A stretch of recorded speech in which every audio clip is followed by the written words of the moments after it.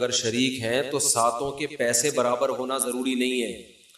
बाज़ दफ़ा घर का कोई फ़र्द बछड़ा लेकर आता है, छोटे भाई का हिस्सा भी डाल दिया, दरमियाने वाले का भी डाल दिए, हमशीरा का हिस्सा डाल दिया, उसमें किसी ने पूरे पैसे दिए, किसी ने आधे दिए, किसी ने कोई बैठ के पेड़े खाने वाले भी घर में होते हैं, वो फ्री फोकट में हिस्सा उसके नाम हो गया। तो सब जायज़ है। ये ज़रूरी है कि जिसका हिस्सा है उससे एक दफ़ा परमिशन ले लें, क्योंकि कुर्बानी इबादत है, इबादत में नीयत ज़रूरी है। जब उसको इत्तला ही नहीं है तो उसकी तरफ से हिस्सा फिर होगा नहीं। इत्तला देंगे, बता देंगे तो बस ये इसका मतलब वो राज़ी है। इस पर मना करना होता तो मुंह से कह देता कि नहीं मेरा हिस्सा ना डालो। तो इतना काफ़ी है। सबकी तरफ से बराबर पैसे शामिल होना ज़रूरी नहीं है।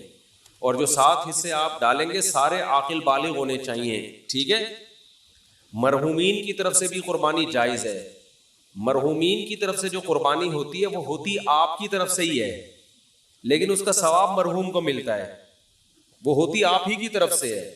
इसलिए आप उस गोश्त के मालिक हैं, खाएं, सदका करें, आपकी मर्जी है। क्योंकि मरहूम वो किसी अमल का मुकल्लफ नहीं है। उसका तो बेचारे अमल का दरवाजा बंद हुआ तभी तो मरहूम हुआ ना वो। अगर वो अभी कुर्बानी कर सकता होता तो मरहूम क्यों होता फिर वो।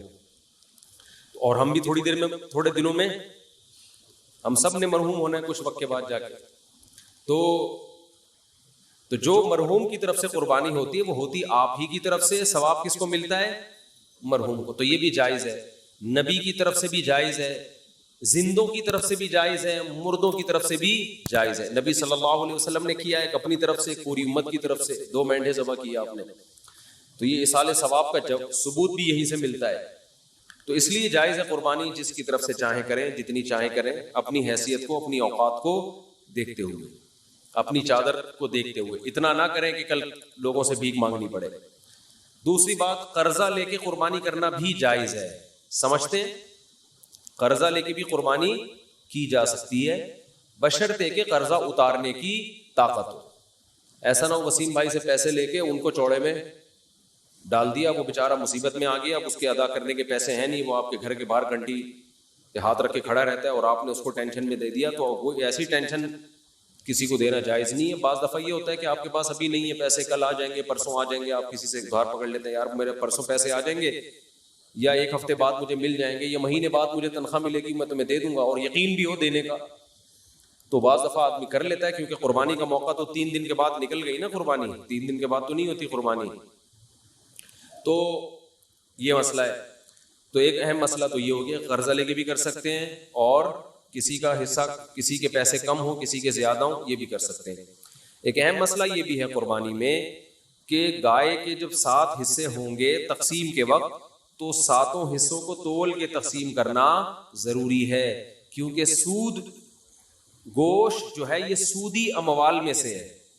जब भी डिवाइड का अमल होता है तो असल में ये खरीदो फरोख्त का अमल होता है। आप अपना हिस्सा उसको बेच रहे हैं, उसका हिस्सा उससे खरीद रहे हैं।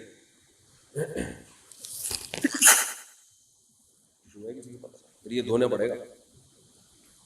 तो आप अपना हिस्सा किसी को बेचते हैं, उसका हिस्सा उससे खरीदते हैं। तो ये तकसीम का अमल जो है ना, असल में ये खरीदो फरोख्त का अमल होता है। गोश्त को गोश्त के बदले में खरीदा और बेचा जा रहा है। तो शरीयत में जब भी गोश्त को गोश्त के बदले में बेचा जाएगा तो बराबर सराबर जरूरी है। जैसे खजूर आपने बेची और उसके बदले में दूसरी खजूर ली, तो 1 किलो खजूर के बदले में 1 किलो खजूर ले सकते हैं। एक दाना भी ऊपर चला गया तो हदीस में आता है खालिस सूद, आइनुर रिबा। इसको क्या कहा गया है? खालिस सूद। तो खजूर तो एक मिसाल है। तो हर तोल के बिकने वाली चीज हदीस से पता चलता है। खजूर चूंकि तोल की बिकती है ना, उस जमाने में कैल के जरिए बिकती थी, आज तोल के बिकती है। तो कोई भी कैल वाली चीज जो लीटर जैसे पैमाना होता है, या तोल वाली चीज, उन तमाम में सूदी अहकाम जारी होते हैं। तो गोश्त को जब गोश्त के बदले में बेचा जाएगा तो बराबरी जरूरी है। तो जब कुर्बानी के 7 हिस्से करें तो अंदाजे से ना करें बल्कि तोल के करें। और उसमें एहतियात मजीद ये कर लें कि हर हिस्से में कलेजी मिला दें थोड़ी सी। सूदी अहकाम में ये भी होता है कि अगर उसके मुखालिफ जिन्स मिला दी जाए तो फिर कमी बेशी जायज है। जैसे आप 1 किलो खजूर बेच रहे हो और उधर से ले रहे हो 1.5 किलो खजूर, तो ये आधा किलो क्या हो जाएगी, हराम हो जाएगी ना। लेकिन अगर इस 1 किलो खजूर में आप कुछ और मिला दें, 2-4 सेब मिला दें इसमें, आप इधर से 1 किलो खजूर है और 2 सेब हो गए, उधर से 1.5 किलो खजूर, तो ये फिर सूद नहीं होगा, ये जायज होगा। इसलिए कि वो जो आधा किलो खजूर है वो इधर सेब के मुकाबले में हो जाएगी। समझ में आ रही है बात? तो ये बिल्कुल जायज हीला है।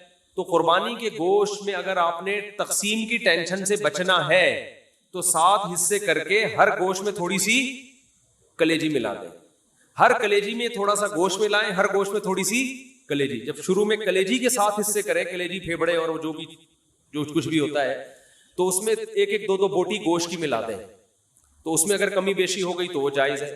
और गोश्त के जब 60 ढेरियां बनाएं तो उसमें 2-2 बोटियां, 3-3 बोटियां किसकी मिला दें, हर ढेरी में कलेजी की। तो ये सूद से बचने का एक हीला है, तदबीर है। आजकल चूंकि फंटर मार्केट में बहुत हैं क्लिप बनाने वाले जिनको मसाइल की अलिफ बे भी नहीं पता और बैठ के फेंकते बहुत हैं, तो हो सकता है मेरे इस क्लिप पे कहे कि कान इधर से पकड़ो उधर से पकड़ो, क्या है, बराबर है। तो ये सूद में डालने के लिए इन्होंने हीला निकाला हुआ है। तो जो कोई ऐसा क्लिप बनाएगा उसकी बातों में ना आए। हीलों की 2 किस्में, एक हीला होता है हलाल हराम को, एक हीला होता है हराम में मुब्तला होने का जरिया, और एक होता है हराम से बचने का हीला। तो जो हीला हराम से बचा ले आपको, वो जायज क्या, वो मुस्तहब है। तो ये सूद से बचाने का हीला है, सूद में डालने का हीला नहीं है। समझते हो बात को? तो जब भी गाय के गोश्त के 7 हिस्से आप करेंगे, हर हिस्से में थोड़ी थोड़ी कलेजी मिला दें। फिर अगर कमी बेशी हो भी गई तो, बल्कि तोल के भी तकसीम कर रहे हैं तो भी कलेजी मिलाएं, क्योंकि तोल में इतनी एक्यूरेसी होती नहीं है। समझते हो बात को कि नहीं समझते हो? बाज लोग ये कहते हैं हम तो गोश्त तकसीम ही नहीं करते। भाई वो बड़ा भाई ने बोला यार बस मेरा हिस्सा भी थोड़ा सा मुझे दे दो, बाकी सारा खुद रख लो। तो जब भी किसी का हिस्सा निकलेगा ना तो डिवाइड होगा, वो 7वां हिस्सा, पूरे 7 हिस्से आपको करने पड़ेंगे। हाँ, एक सूरत में माफी है कि एक गाय पूरे घर में इस्तेमाल हो रही है, समझते हो, उसको डिवाइड कर ही नहीं रहे आप। बाज दफा घर के 7 अफराद होते हैं, एक अब्बा अम्मा, एक मियां बीवी और आगे उनके बच्चे मिला के टोटल बड़ी मुश्किल से आजकल 7 तक अदद पहुंच रहा है लोगों का। फैमिली प्लानिंग वालों ने तो घरेलू सिस्टम ही तबाह कर दिया है। समझ रहे हो?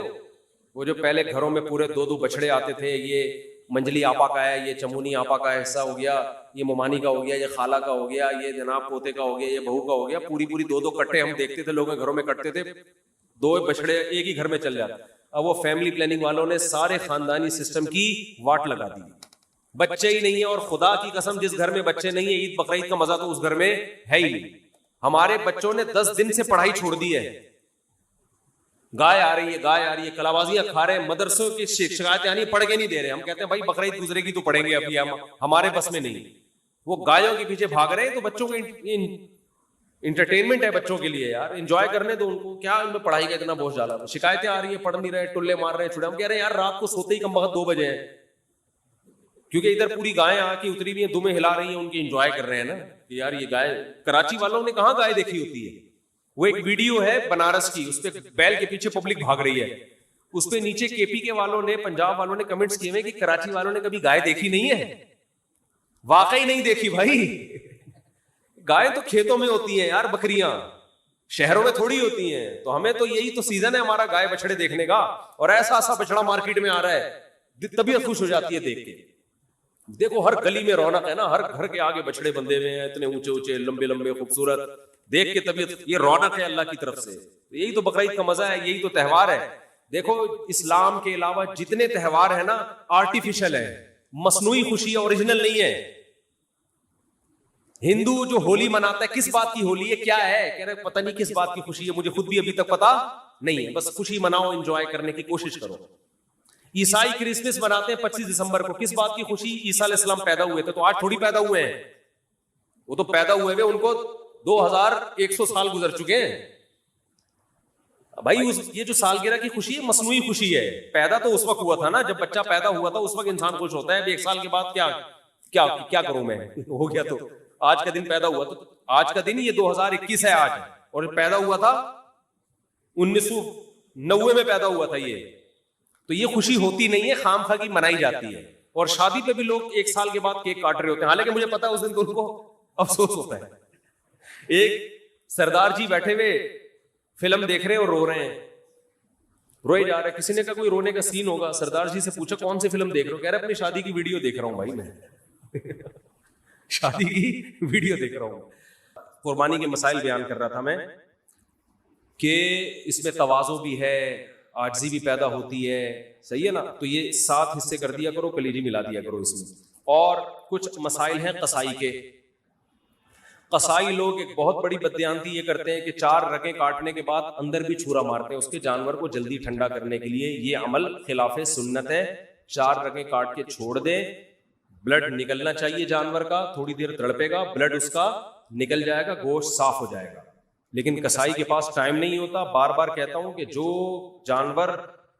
लोग जानवर पर थे, जैसे ही 4 रगें कटे वो जानवर को छोड़ के कसाई पे आ गए सारे के सारे। उसको कंट्रोल करने की अब जरूरत है, वो कंट्रोल से बाहर होता है, उसको खड़ा कर दें, बोले जब इसको तड़पने दो, ये जब ये मर जाएगा, हलाल हो जाएगा, उसके बाद आपको खाल उतारने की इजाजत है। समझते हो कि नहीं समझते? एक अहम मसला ये भी है कि जानवर जब ज़बा हो रहा होता है, कट रहा होता है, तो लोग उसको एक इंटरटेनमेंट का समा बनाया हुआ होता है। ये बिल्कुल गलत है।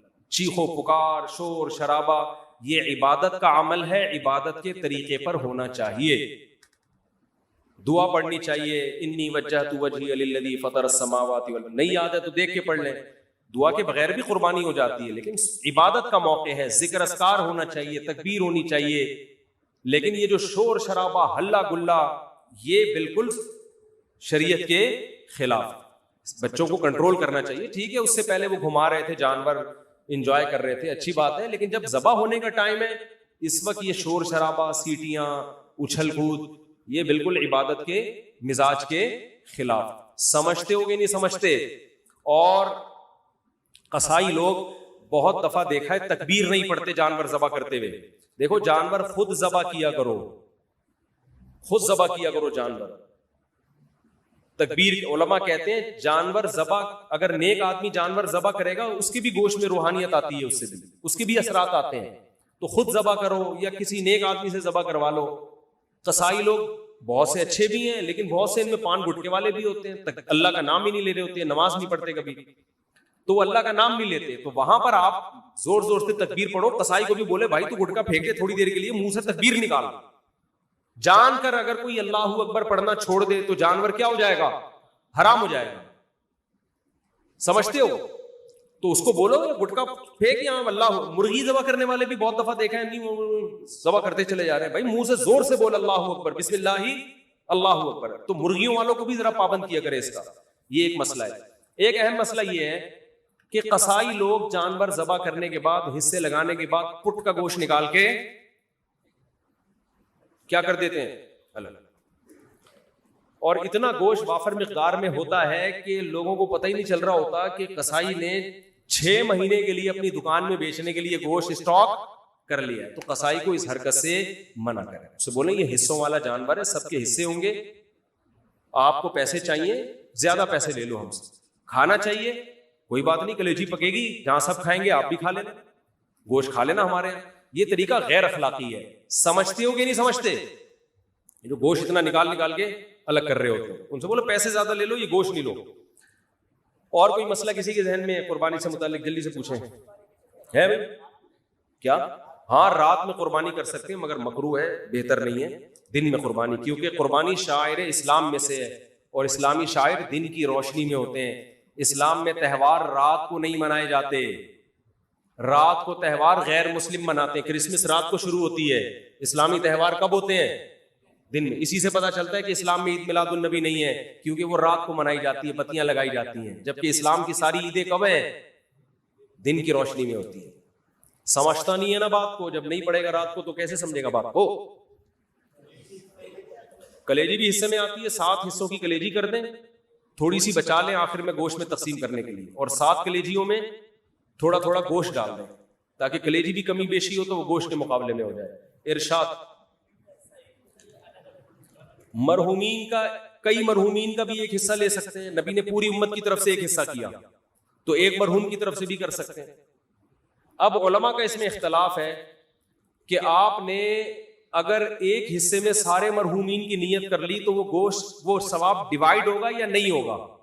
बास कहते हैं डिवाइड नहीं होगा, बल्कि सबको पूरा पूरा सवाब मिलेगा। वो इसकी मिसाल आग की देते हैं कि एक आग है, आप जितने भी उससे चिराग रोशन करो उस आग में कमी नहीं होती।